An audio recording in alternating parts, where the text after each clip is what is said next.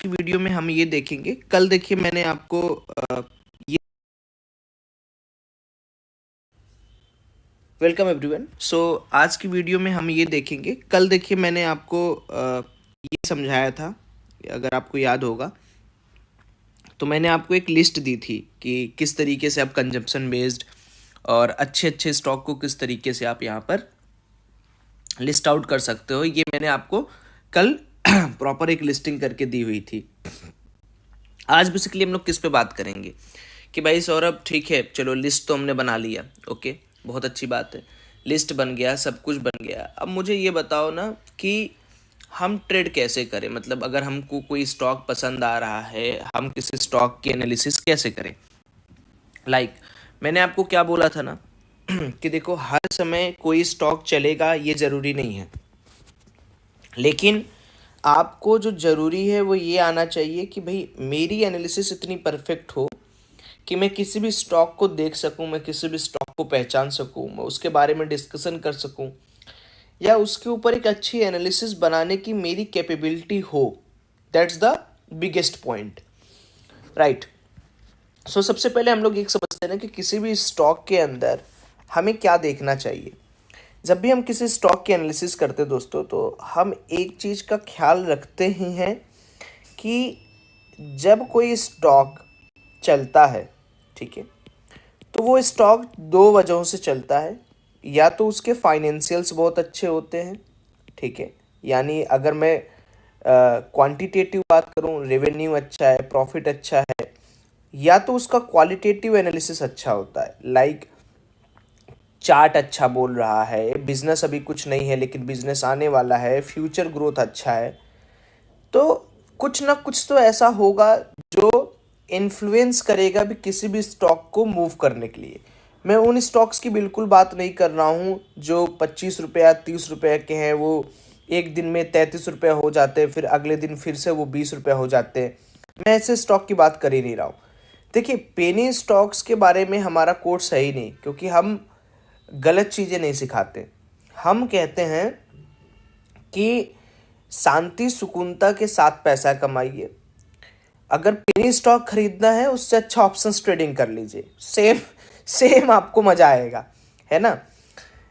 तो कहने का मतलब ये है कि अगर मान लो मेरे को कोई भी स्टॉक का सिलेक्शन करना है तो पहले क्या क्या चीज़ें देखनी है वो समझो।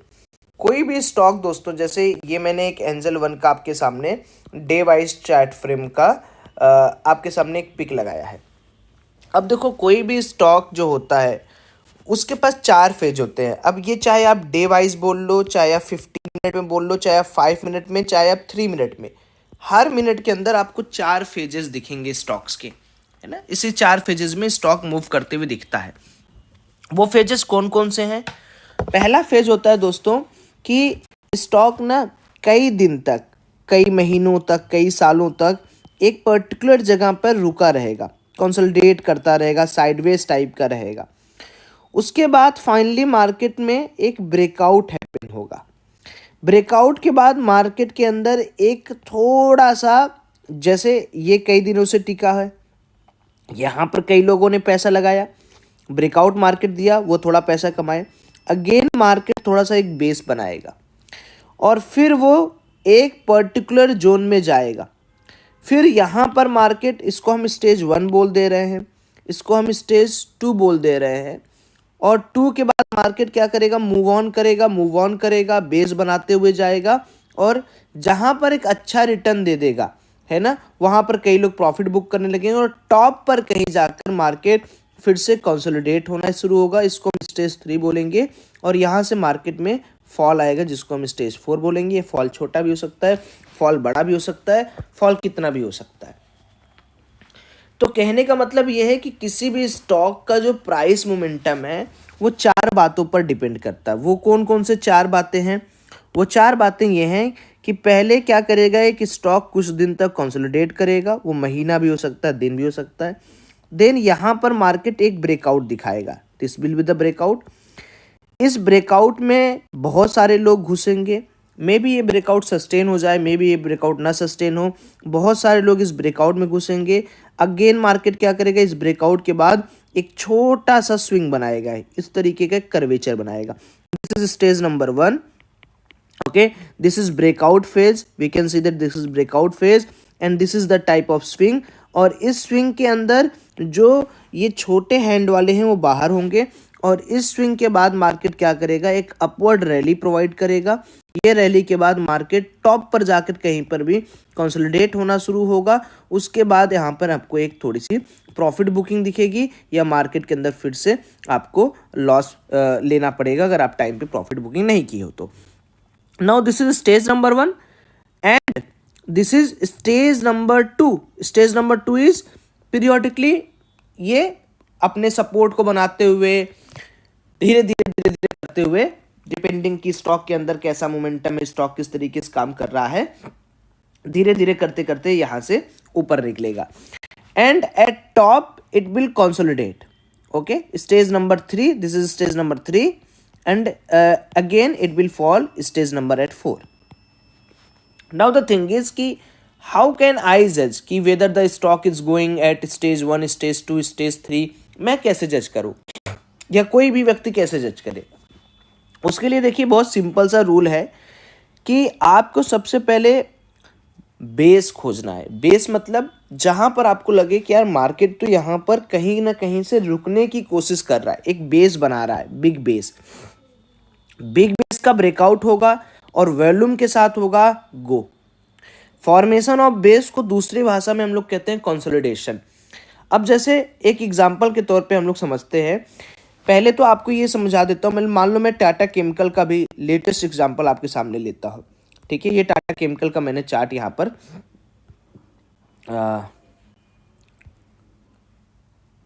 ओके,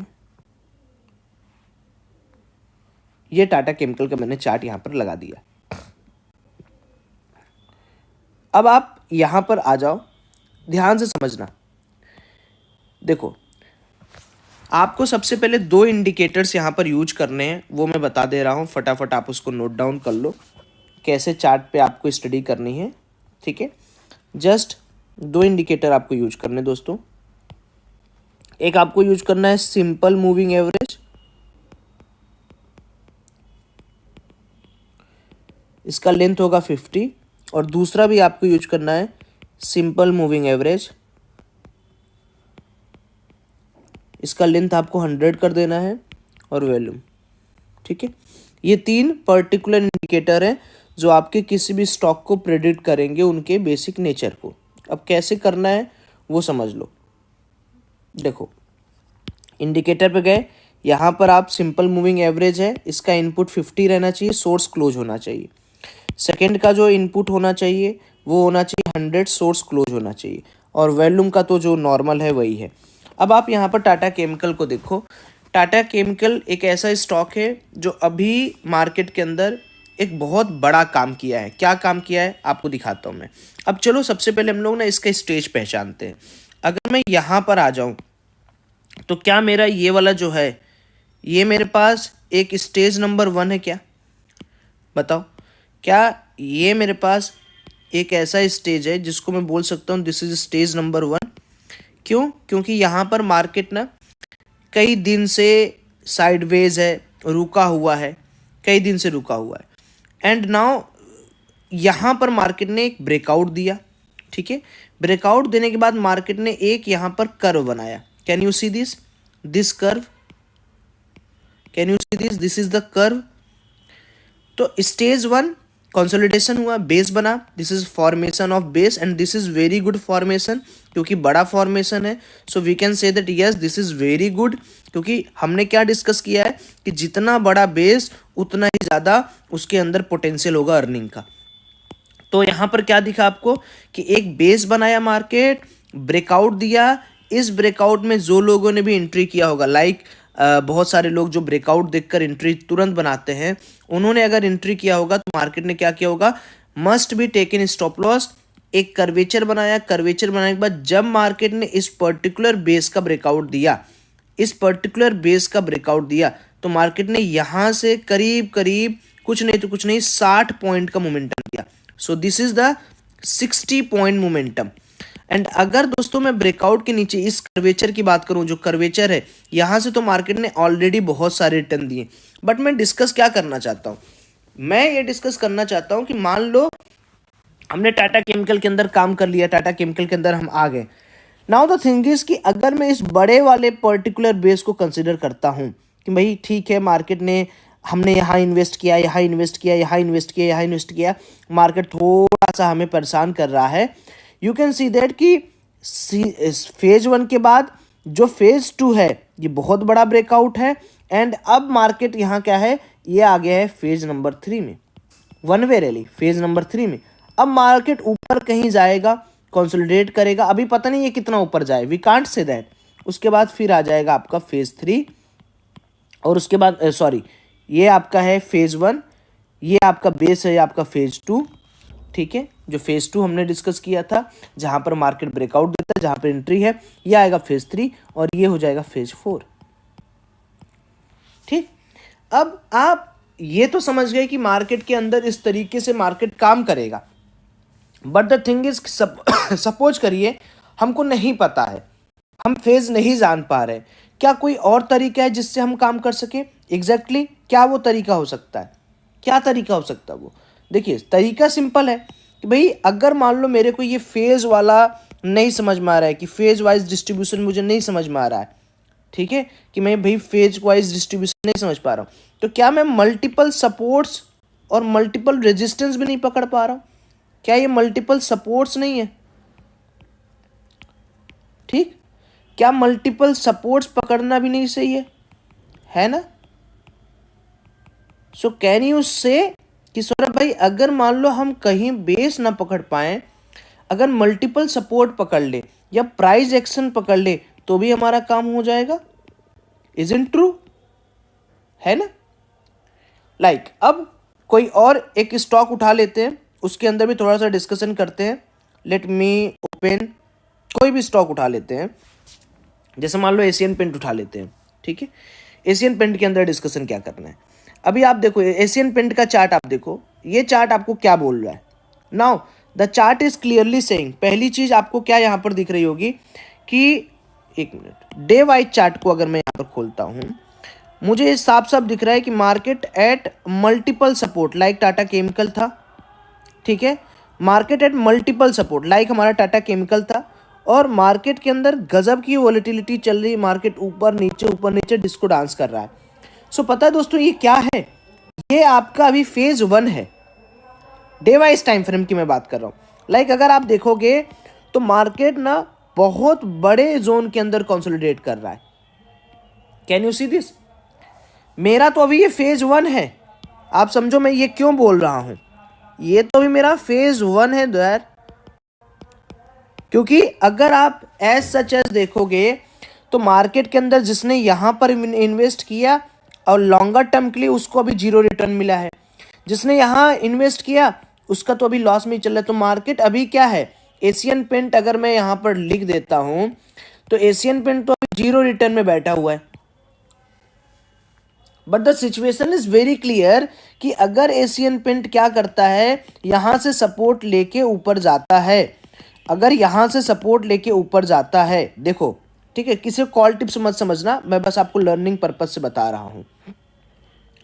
अगर यहां से अगर एशियन पेंट सपोर्ट लेके ऊपर जाता है, ठीक, यहां से सपोर्ट लेके ऊपर जाता है, तो ये धीरे धीरे ऊपर जाएगा, एक बेस बनाएगा, फिर ब्रेकआउट देगा, फिर ये अपने जो भी स्थिति में आएगा वो आ जाएगा। लाइक अभी हमने क्या डिस्कस किया, this is phase number 1, okay, ये हो जाएगा आपका फेज नंबर 2 जो हम लोग का अर्ली एंट्री होगा, फेज नंबर 2, फेज नंबर 3 होगा हमारा जो लूनर साइकिल है जिसके अंदर हम बैठ के एंजॉय करेंगे, फेज नंबर 2 हो गया, फेज नंबर 3 हो जाएगा जहां पर कंसोलिडेट करेगा, जो फॉल होगा दैट इज फेज नंबर 4।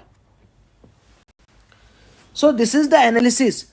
अब आप में से बहुत सारे लोग हैं जो 15 मिनट 10 मिनट करेंगे, सेम एनालिसिस वहां भी करिए, 2-3 चार्ट और देखते हैं, लाइक टाटा स्टील का देखते हैं, ओके।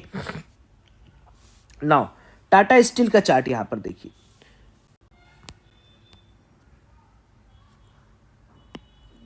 अब आप यहां पर एक चीज बहुत गौर से देखिएगा, टाटा स्टील के चार्ट में आपको क्या दिख रहा है, टाटा स्टील कई दिन से कंसोलिडेट किया, ठीक।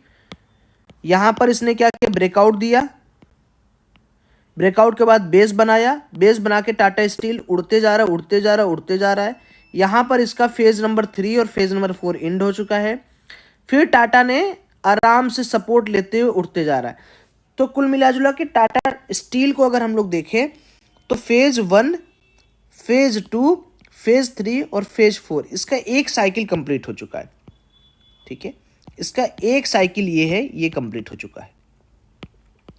एक साइकिल कंप्लीट होने को हम कब मानेंगे, जब मान लो हमारा जो फेज 3 है, ठीक है, वो कुछ हल्का सा करेक्शन तो दे। जैसे अभी आप देखोगे तो एक बहुत अच्छा करेक्शन दिया है मार्केट ने टाटा स्टील का।